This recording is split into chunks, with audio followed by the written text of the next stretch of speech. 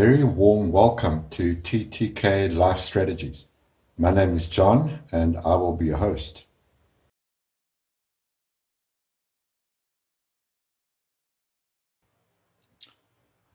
The journey towards acceptance.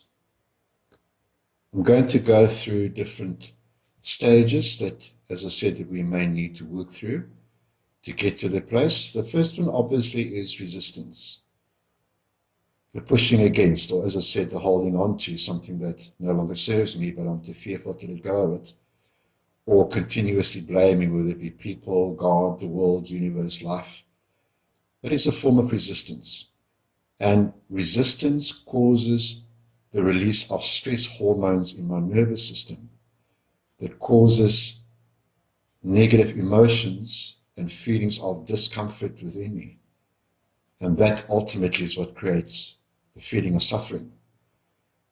Now, to go straight from resistance to acceptance very often is virtually impossible because it may have been such a long period of time that we've been experiencing the resistance, or the situation may really cause me a lot of pain and suffering, so it's difficult for me just to change my perception of the situation into something positive.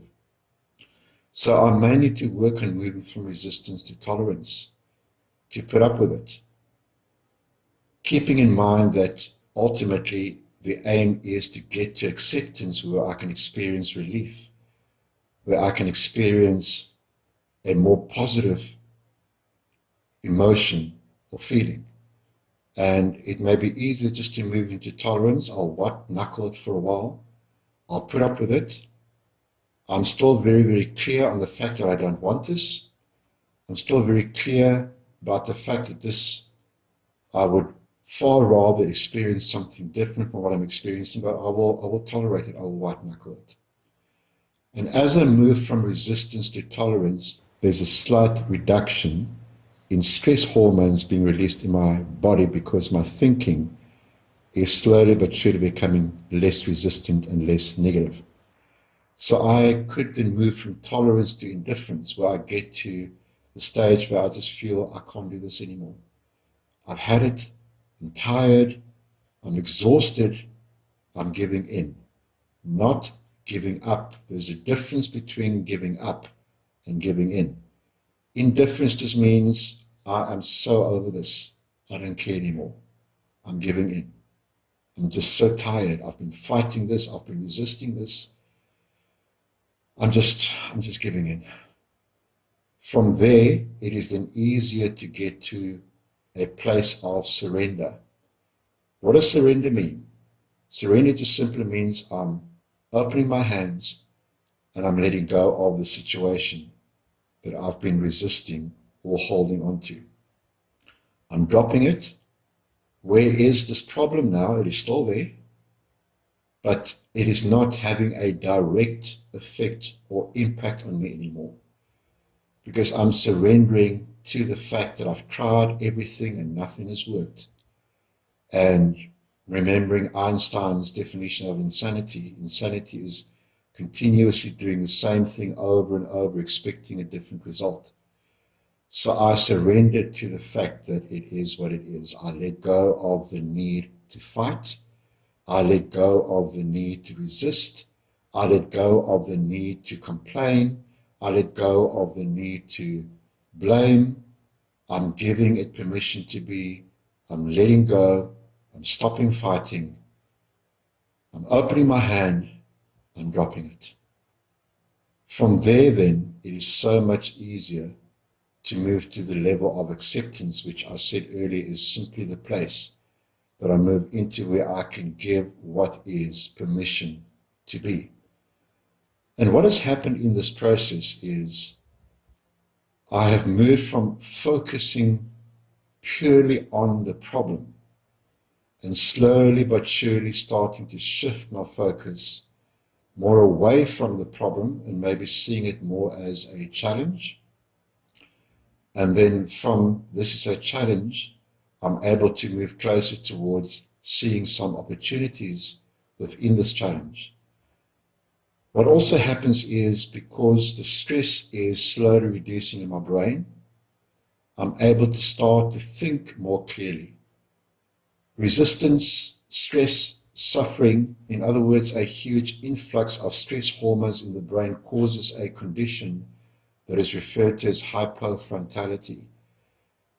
My inability to think clearly and logically, my inability to look for solutions and answers, because the part of the brain that I need to find solutions, the prefrontal cortex, literally starts going offline because of the stress. So as I start to change my story, as I start to change the meaning I'm giving the situation, as I start to move away from resistance towards tolerance, towards indifference, towards surrendering, letting go, towards acceptance, there is a drastic reduction in stress hormones in the brain. And not only do I start to feel better, but I start to feel more empowered. I start to feel more clear-minded. I am far more able to look for solutions or to hear feedback. Very often when we are stressed or anxious or focusing on a problem, even when the solution stares us in the face, we are unable to see it.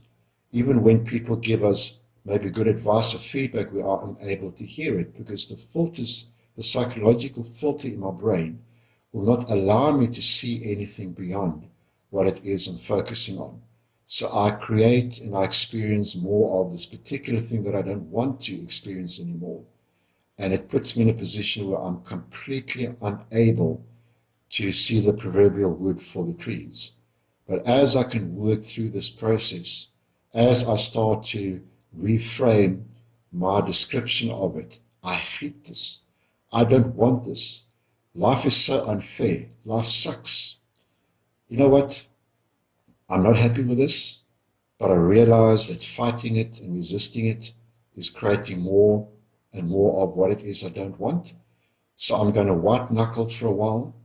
I'm going to put up with it. I'm going to suck it up. And I've now got to the stage where I'm exhausted. I'm giving in. I really don't care anymore. And I just want to again remind us this is not about giving up. This is not about becoming hopeless. This is all part of the understanding that I'm in a process where I'm moving closer towards what it is that I want. I'm going to let go of the need to fight. I'm going to let go of the need to resist. I'm going to let go of the need to blame. I'm going to talk to somebody. I'm going to just let go. I'm going to ask for help in order to let go. And then to get to that amazing, freeing place of calmness. Okay, it is what it is. I'm giving it permission to be what it is. Nothing I've tried before has been able to make any changes. And this level of peace and serenity that I experience right now will contribute far more towards me getting to a place where I can find some solutions. And it's just incredibly amazing that in spite of the situation that is still there, and because of the different meaning we've given it and the different emotional response to it, the incredible difference that we feel and the ability then to look at the situation from different angles. And as I said, to be able to turn it into a challenge and ultimately find some opportunities. These are very, very powerful steps, and acceptance is a very, very powerful and amazing place to get to. However, there's more. I've got really very, very good news with regards to this process. I don't have any bad news. And the good news is that it can get way, way better than simply acceptance, than simply getting to the place of giving what is permission to be, than simply getting to the place where I can start to experience a measure of peace and serenity in face of, not in spite of, but in face of the situation. What is that better place that I can get to? What can be better than acceptance? Well, for me personally, one of the things that sometimes is a bit of an issue to me is when I think of a situation that maybe I've been experiencing and working through and getting to that place of acceptance, which is an amazing place. And I start to think, you know what, that was such a waste of time. No, the human element comes in, and we are then maybe inclined to give it a slightly more negative meaning. Why did it happen? What was the reason for it? And by the way, I forgot to mention this, I may go up and down, back and forth between these various stages, and that is okay. The good thing is I will become aware that I am regressing. How do I become aware of that? Because the old emotions start to flare up again. So I just continue working through this process to keep getting back to acceptance. Now, getting back to what can be better than acceptance. Well, acceptance is, it is what it is. I'm giving it permission to be. And I'm really hoping to learn some lessons from this. I'm really hoping to find some level or measure of growth through this. What can be better than that? Is when I'm able to say, you know what, because of my experience in this situation, I am where I am today, and I can do what I do today. What do we call that level? What is possible beyond acceptance? How does it get any better than this? Embracing what caused the resistance in the first place. What on earth do I mean by embracing? Well, once I've got to the place of acceptance, once I'm experiencing that measure of peace, once I can give what is permission to be, I can then go back to that situation and I can look at it. And instead of asking the disempowering negative questions, why did it have to happen to me? Why do these things always happen to me?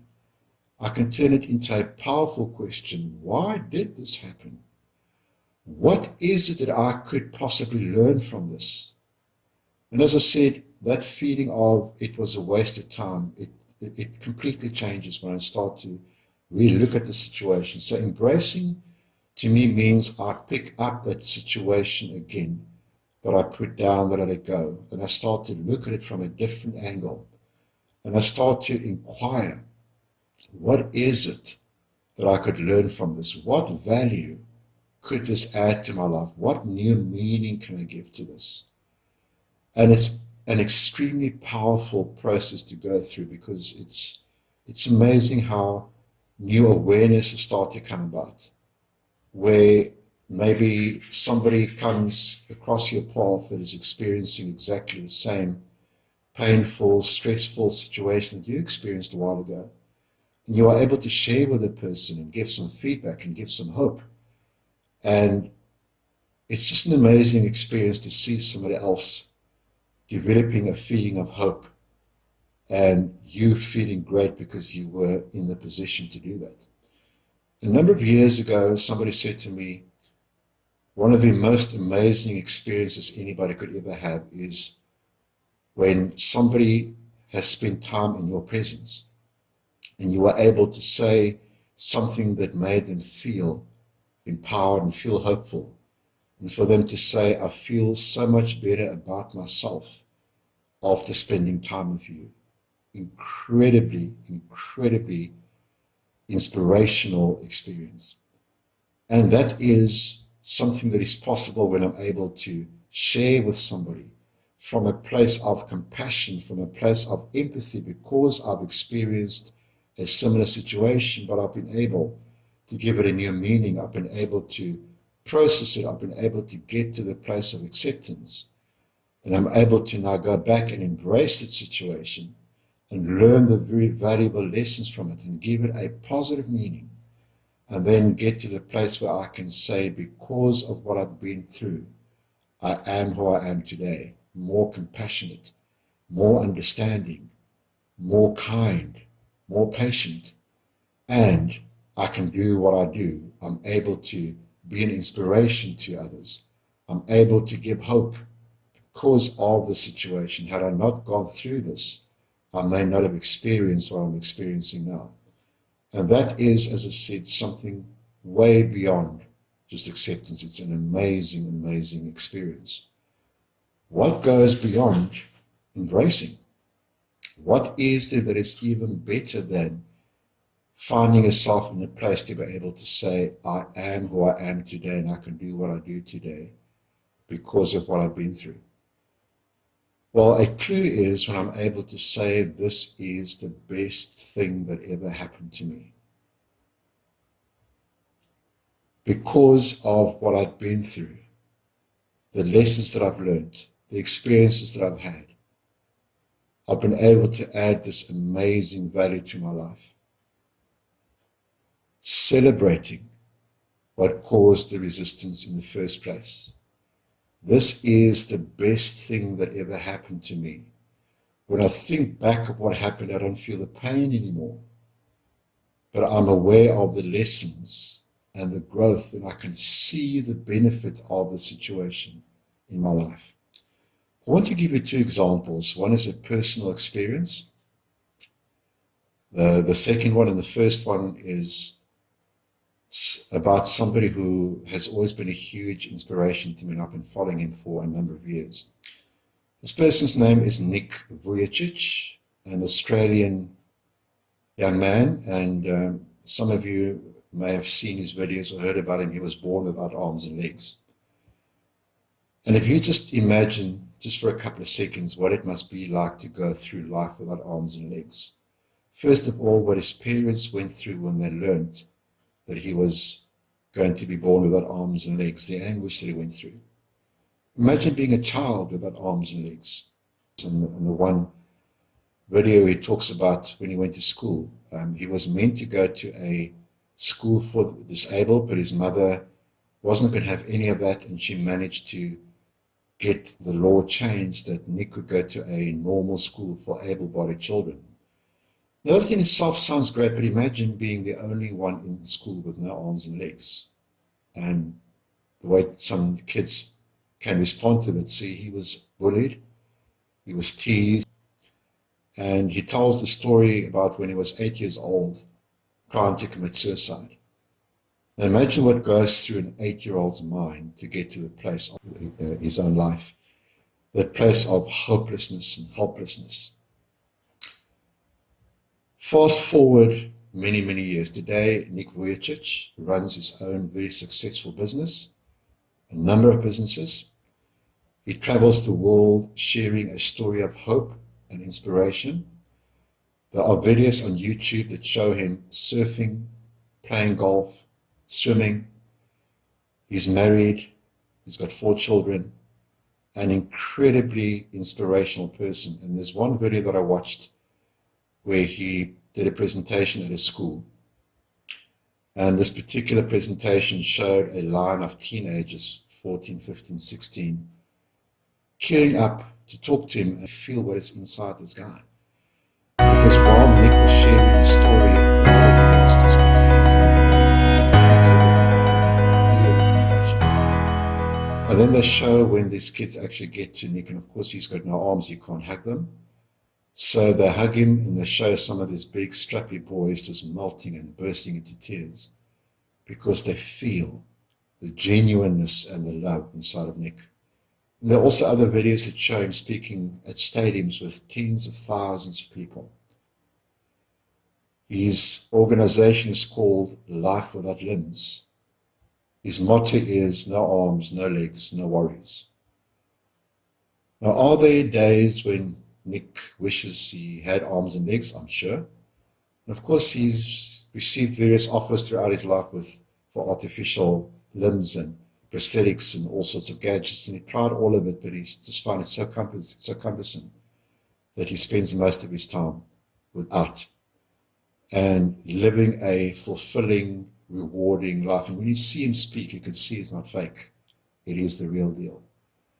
Now imagine to be able to say, whatever the situation is that I've been facing, whatever the situation is that has caused me so much pain, so much suffering, to be able to work through that process from resistance to tolerance, to indifference, to surrender, to finally get to acceptance.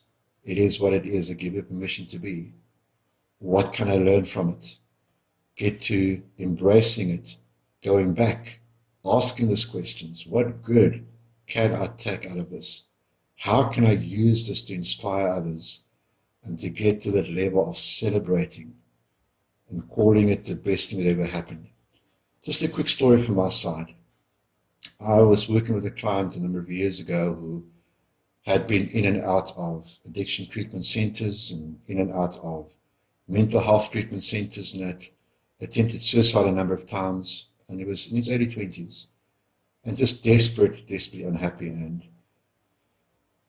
somehow he came to me after seeing many therapists and coaches and counselors. And he wasn't very cooperative. And then I just felt to share my story with him.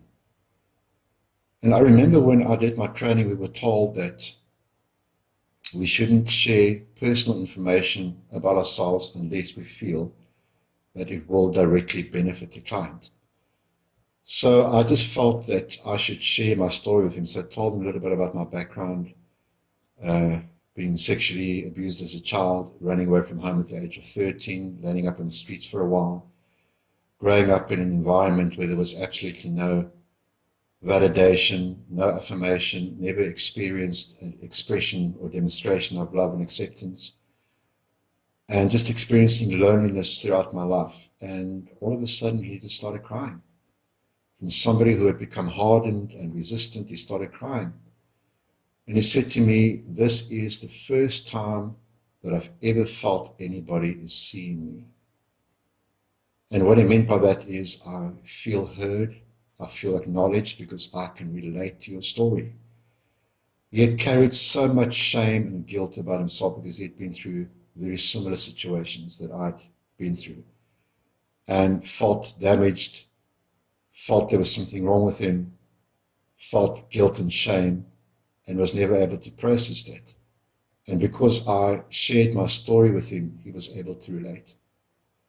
Now, obviously that situation wasn't about me, but can you begin to imagine what it made me feel like when I saw this person letting go and seeing him responding, and all because I was able to share my story? And have I come to the place in my life where I can make this general statement that whatever happened to me is the best thing that ever happened? Not necessarily. I'm still working on a lot of other stuff, but it is really, really an amazing, amazing place to get to. My experience of any situation is always the result of a meaning-making process and a feeling-making process inside of me. The words that I use to describe the situation causes a chemical response within my nervous system that creates my emotions, and that creates my experience. Through the process of acceptance, we create new causes for new effects. I mentioned that in the beginning. Whatever I'm experiencing are effects, outcomes, results that were created by causes. And when I get to the place of acceptance and the place of embracing and the place of celebrating, I am able to create new causes and create new effects and create new experiences.